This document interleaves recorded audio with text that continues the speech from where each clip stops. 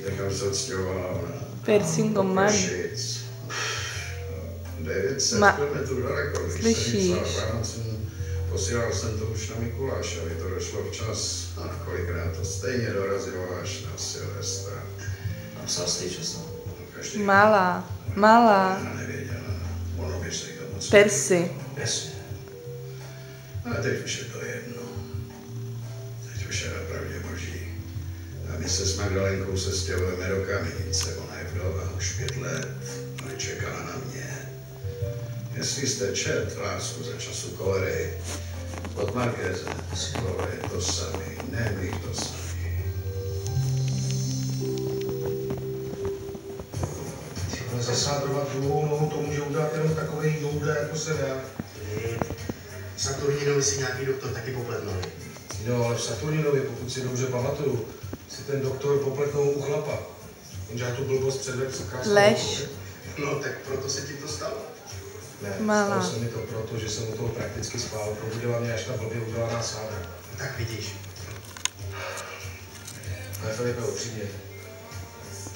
Myslíš si, že takový vemeno jako jsem já může někdy udělat atestaci? Levou zadní. Děkuju za tu milosrdnou lež. Ale tak co ode mě vlastně chci slyšet? To, co si myslím já, nebo to, čeho se bojíš ty? No pravdu. Jsi takovým stavu, že bys pravdu nepoznala, nebo by se ti prošla po zádech. Voilà, Stůj. pozornost vodníku.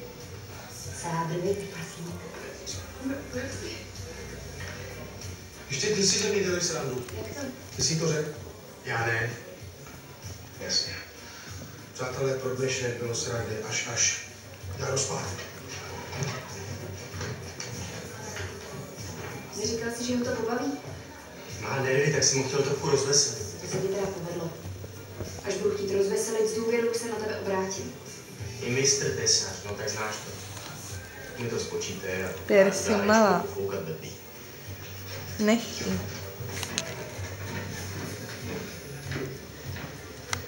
Sedni. Ne.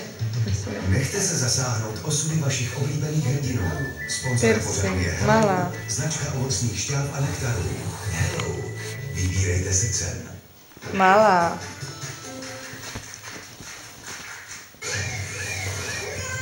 Persino.